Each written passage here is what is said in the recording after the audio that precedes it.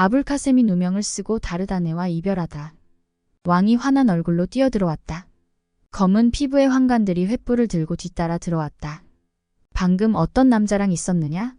밧줄을 타고 이 방에 들어오는 남자를 보았다는 사람이 있느니라.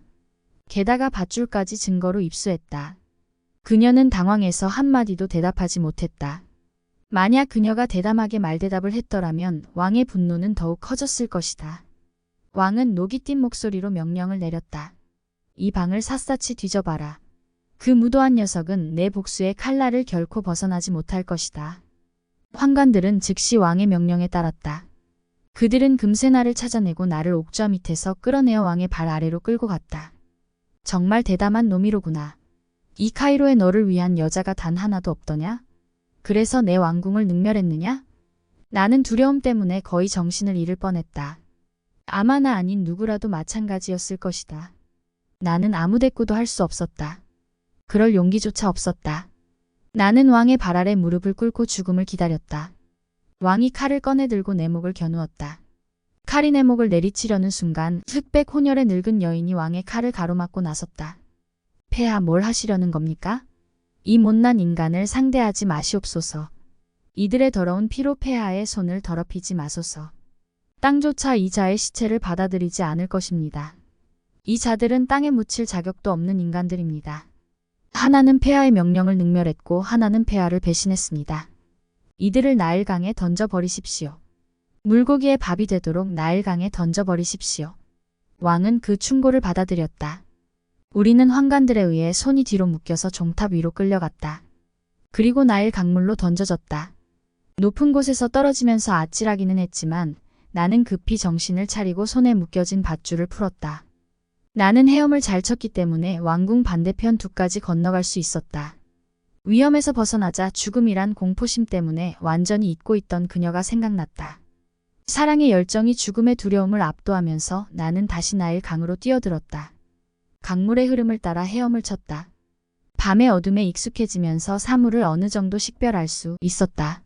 나 때문에 죽음을 맞아야 했던 여인, 그녀의 시체라도 찾으려 혼신의 힘을 다했다. 하지만 그녀는 온데간데 없었다. 점점 힘이 빠져왔다. 결국 나는 내 목숨이라도 구해야겠다는 생각에 무트로 올라갔다. 부질없는 목숨을 살리려고 한 것이다. 그녀는 죽은 것이 틀림없었다. 나 때문에 그녀가 죽었다는 생각에 슬픔을 이길 수 없었다. 나는 하염없이 눈물을 쏟았다. 아, 내가 없었더라면, 내가 그처럼 부질없이 사랑하지 않았더라면 그녀는 아직도 살아있을 텐데. 아, 다르다네. 나는 왜 하필이면 카이로에 온 것일까? 불행은 전염된다는 사실을 알고 있었으면서 왜 그처럼 상냥하고 아름다운 여인을 탐냈던 것일까? 그녀의 죽음이 내 탓이라는 죄책감을 견딜 수가 없었다. 카이로가 저주의 땅처럼 여겨졌다. 나는 곧장 바그다드로 떠났다. 며칠 후 산기슭을 따라 걷고 있을 때였다. 땅거미가 내리기 시작했다. 나는 냇가에 앉아 잠시 쉬면서 산 너머에 있는 큰 마을에서 밤을 보내야겠다고 생각했다. 쉬는 동안 잠이 몰려왔다. 새벽에 첫 햇살이 대지를 밝히기 시작했을 때 고통에 찬 신음소리에 나는 잠을 깼다. 나는 귀를 바짝 세웠다. 누군가에게 두들겨 맞는 여인의 신음소리가 들렸다. 나는 벌떡 일어나 신음소리가 들려오는 곳을 향해 달려갔다. 한 남자가 곡괭이로 땅을 파고 있는 것이 보였다. 나는 덤불 뒤에 숨어서 그를 지켜보았다. 그는 구덩이를 다 파자 무엇인가를 묻고 흙으로 덮었다. 그리고 사방을 한번 둘러보고는 그곳을 떠났다. 주변이 벌써 환해지고 있었다. 나는 그것이 무엇인지 확인하고 싶었다. 흙을 파헤치니 피가 묻은 커다란 포대기가 있었다. 젊은 여자가 생매장되었던 것이다. 그녀는 나의 도움으로 가까스로 살아날 수 있었다. 비록 피로 더럽혀져 있긴 했지만 입은 옷을 보니 괜찮은 가문 출신 같았다. 나는 연민에 사로잡혀 소리쳤다. 아, 잔인한 사람.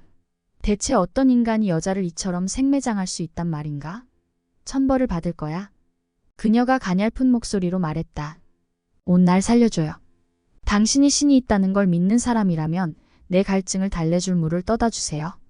죽을 것만 같은 이 고통을 달래주세요.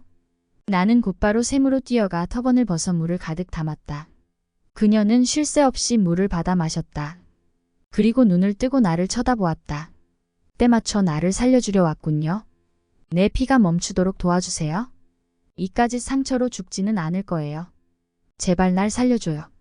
절대 후회하지 않을 테니까. 나는 터번과 조끼를 찢어 그 여인의 상처를 싸매주었다. 날 끝까지 도와줄 수 있겠죠? 마을로 데려가서 상처를 치료하게 해줄 수 있죠? 물론입니다. 하지만 나는 이방인이어서 마을에 아는 사람이 전혀 없습니다. 어떤 일로 인해 내가 당신을 떠맡게 되었냐고 묻는다면 뭐라 대답해야 할까요? 내가 당신 누이라고 대답하세요. 조금도 걱정하지 마세요. 나는 여인을 등에 업고 마을로 향했다.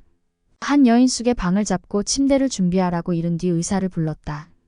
의사는 그녀의 상처가 그다지 위험한 것은 아니라고 말해주었다. 실제로 한 달쯤 지나자 그녀는 완쾌되었다. 몸이 다 낫자 그녀는 내게 잉크와 종이를 구해오라고 했다. 그리고는 편지를 써서 내 손에 쥐어주며 말했다. 이 편지를 들고 상인들이 모이는 곳으로 가서 마야르란 사람을 찾으세요. 그 사람에게 이 편지를 주세요. 그럼 그 사람이 당신에게 뭔가를 줄 거예요. 그것을 갖고 즉시 돌아오세요. 나는 그 편지를 들고 마야르를 찾아갔다. 그는 편지를 유심히 읽었고 편지에 정중히 입맞춤을 하고는 절까지 했다. 그리고 내게 커다란 보따리 2개를 주었다. 금화로 가득 채워진 보따리였다. 여인은 내게 집을 한 채 빌리라고 말했다.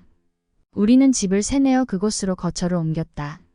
돈을 다 쓰자 그녀는 마야르에게 다시 편지를 썼고 마야르는 역시 금화로 가득한 보따리를 4개나 주었다. 지시에 따라 나는 그녀와 내가 입을 옷을 사고 우리를 도와줄 노예들을 구했다.